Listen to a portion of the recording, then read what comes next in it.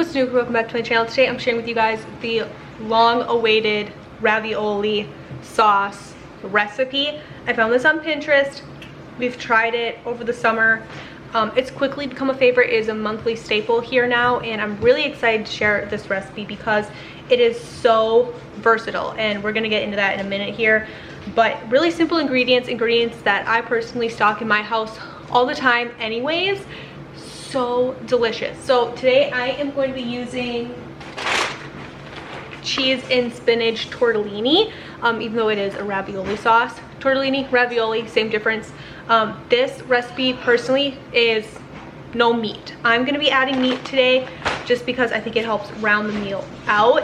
But I am going to be using some kielbasa that I was able to buy on sale at Aldi today. I've done that in the past. It's fantastic. Add your meat of choice before we even get into this. All the options are so beautiful and lovely and overwhelming. You can just use pasta. If you don't have ravioli or tortellini, you can throw in ground beef, you can throw in ground chicken, you could have roasted fish on the side, or a baked fish like a salmon or a cod, or like whatever your fish of choice is. That would also be delicious. So you would have this cheesy, creamy pasta tortellini ravioli option with your baked fish. Delicious. You could just do the pasta in a side salad, which is what we're gonna do tonight. You could do the pasta and some bread. So many options, but this is a great clean out of the fridge meal because you can dump whatever you have on hand in it, and it's always going to be amazing.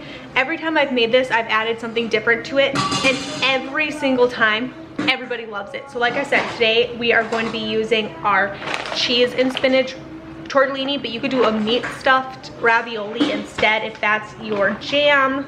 I will have this recipe linked down below for you guys. I have a pot up on my stove here for my tortellini, and then we're gonna be using my Dutch oven today to make the ravioli sauce. Don't need a Dutch oven. Grab a pot, grab a pan, whatever you have. Nothing fancy, no equipment, like no fancy equipment is going to be needed here. But I'm gonna go ahead and start chopping up my kielbasa and getting that in my Dutch oven first because I want that to kind of cook down, get some of that oil in the bottom of my pan. Okay, baby is being very clingy, so I think I'm gonna do mostless dinner with baby on me today, which is a-okay. And she has gotten to the point where she's so big now, she does not like to be worn anymore. Most of my babies, once they hit about 9 months, they just don't sit very comfortably on me anymore. I'm a very petite person, so I think it's not comfortable for me, and it's not comfortable for them anymore. So here's what I'm going to do. I'm going to open up my tomato paste here. I also pulled out all of the ingredients that we're going to need for this. Now there are a couple ingredients on the recipe that I personally don't add in. I don't add in rotel or the chili flakes, but you definitely could. I also don't add in the diced tomatoes because most of my family will just pick them out. So I just don't add them. I'm also going to I'm just gonna cut off a little sliver of this cream cheese. I've also made this recipe in the past without cream cheese, and it's totally fine. So if you don't have that, no worries. It also calls for half and half. I don't have that. I'm gonna add in straight heavy cream. But if you wanted to get closer to the recipe, you would just put in a little bit of heavy cream and then fill up the rest of your measurement for whatever the recipe calls for with milk, and then that'll make more of a half and half situation here. Bless you. Oh, bless you. So everything's prepped here that I'm going to put in. I have all my ingredients out. Once my kielbasa gets nice and caramely here and caramelized and golden and delicious, I already have a plate pulled out to the side. I'm going to put my kielbasa on the plate, pull it out, and we're gonna make a roux in this cast iron. I'm gonna leave all of the juices from the kielbasa in there because that's flavor. So I'm gonna add in my knob of butter, put my flour in there, cook my flour down just for a minute or two, then we're gonna hit it with some chicken stock, which is the other thing I need to prep here. And then we're gonna make the rest of our sauce, just put all the other ingredients into the Dutch oven, kind of mix it up, add the kielbasa back in, and then we're gonna dump in our cooked tortellini, toss that all together, and dinner's done. It is easy as that. And this meal should make leftovers, but it's so good we never have any. That's how good this meal is. So this will be a great crowd pleaser if you're cooking for a large group. If maybe you wanted to have a different kind of pasta side for the holidays coming up, this would be delicious. Like, I think it would pair fantastic with turkey or ham, but just delicious. So, do not have the patience for this. I'm going to be very careful with this metal spoon in my cast iron. Or in my Dutch oven. I do not want to scratch it. But I can do this one-handed. There we go. Alright. Threw in my butter. Next I'm going to add in just a hair of garlic.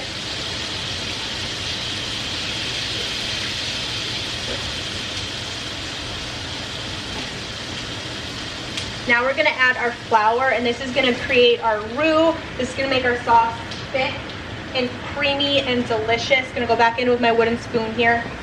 This is also what I do for a base when I make mac and cheese.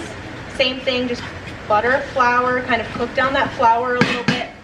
I'm going to turn my heat down just a hair while I get my chicken stock prepped here. I'm going to check my recipe, see how much I actually need as well. So just so my flour and stuff doesn't burn here, I'm going to dump in my water. I'm going to add a little chicken soup base directly into the pot. I should have prepped this earlier, but I was distracted.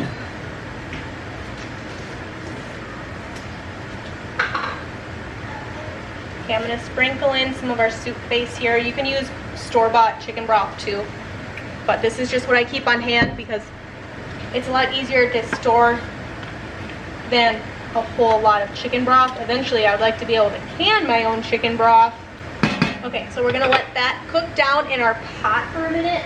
Alright, we're going to add in 1 tablespoon of our tomato paste here. I'm eyeballing it. It's probably going to be more than a tablespoon, but that's what I'm adding to my pot. Now we're going to add in 1.5 cups of either your half and half, your heavy cream, whatever you have here. If you wanted to, you could just add in milk and then just add in a little bit extra cream cheese or Parmesan cheese to get that creaminess that the half and half would. So we're going to add in our half and half. I think I added in a little bit too much flour into this because it's a little thicker than I would have liked. But I can always thin it out by adding more chicken stock. Here's our knob of cream cheese. We're going to dump that in there. Wipe my hands off. I did wash my hands before I started cooking. I haven't gone anywhere. I haven't done anything else, so hands are clean. But we're going to let this melt down. I'm going to add in my seasonings, which is onion powder, a little oregano, a little basil, and this is normally when you would add in your can of Rotel and your chili flakes too, but we're not adding those today, so this is what I'm doing. And you can taste test along the way, figure out if you want more tomato paste. I usually add in a little bit more tomato paste. Personally, we like that tomato flavor. But this is cooking down. I'm going to add my kielbasa back in, or this is where you could add in your chicken, your beef, whatever you're using. But I'm going to throw that in. Let this continue to kind of cook down. I'm going to occasionally stir it. I'm just waiting for that cream cheese to melt, everything to come together, so you can see how quick and easy this dinner truly is. And everyone's going to love it. So I'm just going to let this go. I am going to grab a little fork here so I can taste test my sauce.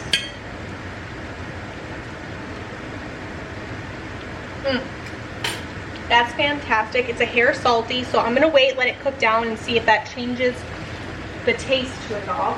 Now here's our spinach and cheese tortellini, whole bag. We're going to cook that, drain it off. We're going to cook this, drain it off as we normally would, and throw that into our pot here. But I just have this on a low heat. It's going to continue to melt down, and I'll see you guys when our tortellini is ready to be added into our ravioli sauce. So this ravioli sauce is still really salty. I used a different bouillon base than I normally have been. I like the one that I get from a local Amish store. They make their chicken stock. They make their chicken stock and then they put it in a freeze dryer and they make bouillon powder. It's my favorite, but I ran out of it, so I'm using this stuff that I got in bulk from Sam's Club, and it's a lot more salty than what I'm used to, so I just added too much. So what I'm going to do to fix that is I'm going to reserve some of this pasta water, some of this tortellini water. I'm going to take that water and put it into my sauce here, and that's going to dilute down that salt factor to it without it's the starch from the pasta will help keep the sauce together, so it's not going to break on me like it would if I were to add just like more water or something. So this is what that is my plan. I did also add in another scoop of my tomato paste here, so I added about half of this jar, and this is 40 cents. So for 40 cents you can get a spaghetti style feel of a meal without having to buy a whole jar of spaghetti sauce, because spaghetti sauce right now in stores are so expensive. So this is a great little hack for this. So it's a spaghetti like meal without the spaghetti price tag of spaghetti sauce. Remember when spaghetti sauce was like 80 cents a jar? Now it's like $3-4 a jar. So this is where I'm at. My tortellini are cooking. They are almost done here, looking fantastic and delicious. So what I'm actually gonna do is take some of this pasta water right now so I don't forget. It got exponentially louder because I got more kids home now. But instead of adding the Parmesan cheese like I normally would, because I'm already battling salt, I'm gonna wait. I'm gonna leave this out today, but normally you would add in some Parmesan cheese to this. It just adds that cheesiness, that creaminess, but I've got enough of that because I'm using full-on heavy cream in this, so I'm just gonna skip this today. But if you wanted, you could reserve this, put it on top for the people who actually want it. So I'm going to start just adding in my tortellini. So here's our delicious tortellini. It's a little soupier than it should be because I had to add in that extra liquid, so take account for that. It's not. We're gonna get this served up, and I'll see you guys next time we are in the kitchen making dinner. But how delicious does that look? Hi guys, welcome to day 2 of making dinner with baby attached to me. But I'm going to get dinner going today. My husband has night school, so he's not going to be home, which means normally I would have put in a crock pot meal, but I got busy with other projects and completely forgot to put the crock pot meal in. By the time I remembered, it's way too late in the day. So I'm going to make my crock pot meal in my Instant Pot today, which I've never done, but I'm just going to switch up. Yes. I'm going to switch up what originally I was going to make and make something that I think is going to go better in the Instant Pot. So I'm going to make those queso chicken quesadillas tonight. So I'm going to get some chicken in here, a little bit of chicken stock with less chicken stock so it's not too salty again like the dinner we made last time, and my queso.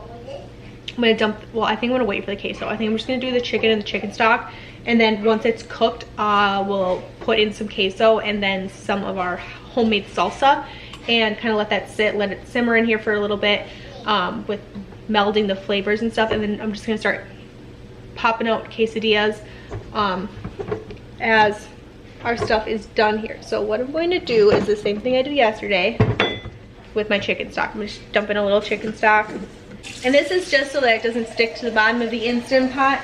I was able to get more coconut oil at Aldi, so this is what I like to fry my tortillas in.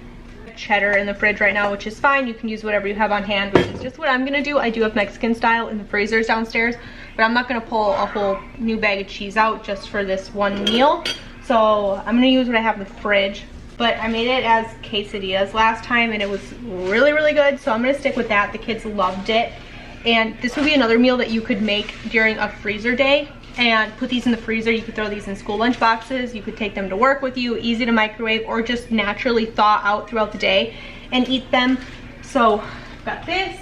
So when I start putting my meat on my quesadilla, I like to get some of that juice as well, like some of this queso chicken broth, all of that good stuff on the quesadilla too, because it just adds so much extra flavor. And that's also some of our tomatoes and our peppers and our onions from our salsa. So I'm just going to take kind of all of it.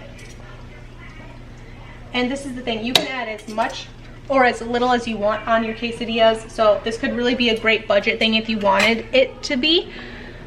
Take some leftover chicken that you have in the fridge, just mix up some of this queso sauce and throw it in your quesadilla, and it will be just as delicious. So I'm going to give this flip here. If you wanted to, you could also just put a little bit of coconut oil or olive oil or even a little bit of butter, and you could bake these in the oven if you were looking for a really hands-off dinner as well. So that's always an option, but I'm just gonna repeat this process with all the rest of the quesadillas, and then I'll show you guys kind of what they look like at the end. I am gonna leave this on. It is on saute. I'm just gonna leave it. My chicken is cooked now. I definitely made sure that it was all the way done before I started stacking it in these quesadillas, but I'm just gonna leave it on. I'm right here, so keep this warm, keep funneling out my quesadillas here, and dinner's gonna be done. I suppose if you wanted to, you could also make some Mexican rice in your crock pot or in your Instant Pot or on the stove, wherever. You could throw in some corn in this and some beans if you wanted to.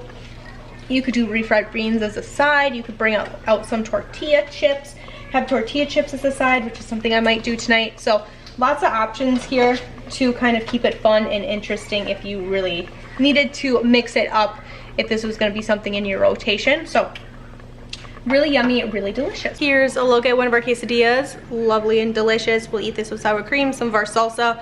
I'm gonna pull out some tortilla chips, and this is gonna be dinner tonight. I have one cut up. Here, let me turn the camera so you guys can see. This is the realness of my countertop, but I just went ahead and cut it up like this, and we will serve pieces as desired between the kids, and that's gonna be dinner tonight. One of these tortilla or one of these quesadillas will probably feed all 4 of my little kids.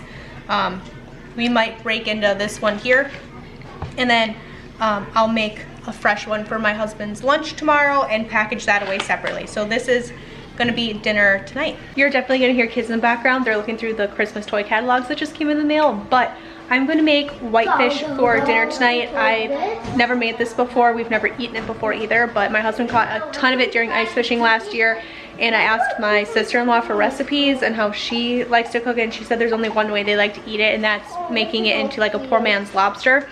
So all I have in this water here is a little bit of salt and a little bit of sugar, and we're gonna take the whitefish and boil it in our pot here, and it's supposed to taste like lobster, hence poor man's lobster. Recipes that I found online did say to put it in like a pot with some sort of strainer or a metal basket or something. I'm assuming because the fish is gonna fall apart and then you can pull it up and you're not scooping it out or fishing for it a second time out of your pot. So that's what I did. I'm gonna cook it in my like steamer or pasta maker thing, and to go along with this I'm gonna make some macaroni and cheese. I think that'll be a good combo, is that and the mac and cheese.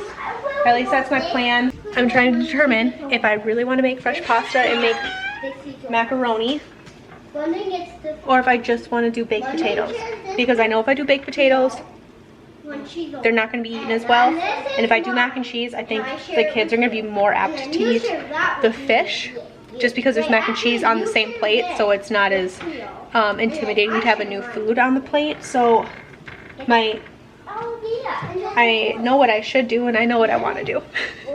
But I think I'm going to bring out the pasta maker. We're going to make some pasta, and I'm going to get a pot up on the stove of water boiling for my fresh pasta. Making fresh pasta, how I feel about it versus boxed pasta. And to be honest, because I have a pasta maker, it only takes probably 10 minutes to make the fresh pasta, and I can do that while my water's boiling. So it's really not like a ton of extra time up front to make the fresh pasta. It's more about pulling everything out and then putting everything back away. So that's kind of where I'm at with that, but I do still like to have boxed pasta on hand for days when like I really am just not feeling it.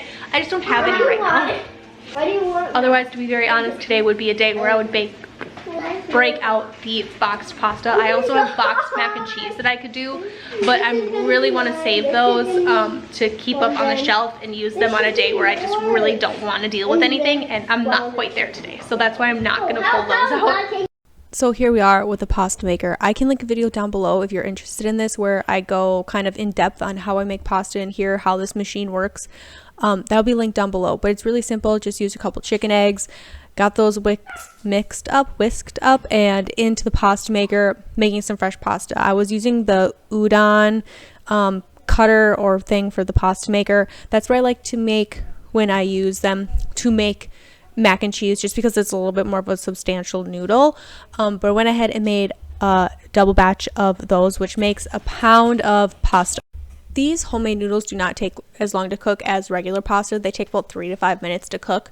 So while those were boiling in my Dutch oven, I did probably 2 or 3 tablespoons of butter, a little bit of flour. This is going to make our roux that we were talking about kind of in an earlier portion of this video. Just kind of whisk that together. I'm going to pour in a little bit of milk.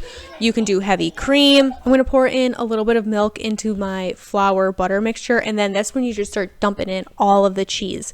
That cheese is going to melt into your thickened milk, and that's where you get that cheese sauce. So I'm just going to start stirring and adding in cheese and waiting until it gets to the consistency that I like for my cheese sauce.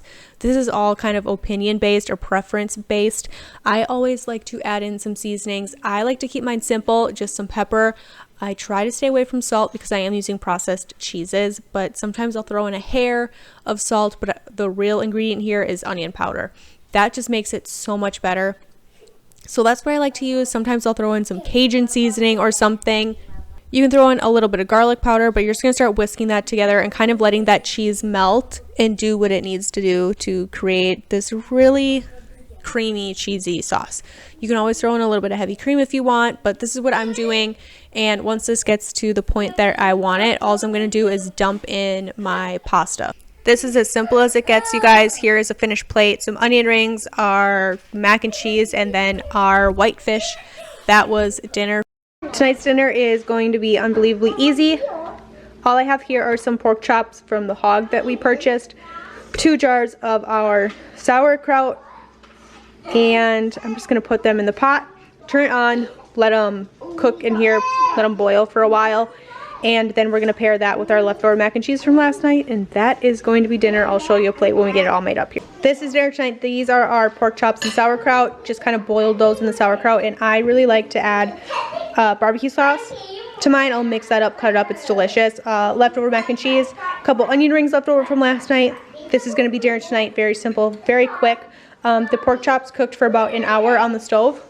All I did was dump everything in my pot here, cover it, went out in the garage, was working on projects out there with my husband and the kids, and now here we are ready to eat just about an hour later. So very simple, very easy, uber delicious, and this will have leftovers for us as well. So leftovers for lunches throughout the rest of the couple days here in the weekend. So very excited to have this in the fridge so I don't have to cook. Thank you guys so much for taking time out of your day to hang out in my Homestead kitchen and make dinner with me all week long. I hope you guys are having a fantastic day wherever you are, and I will catch you guys in the next one.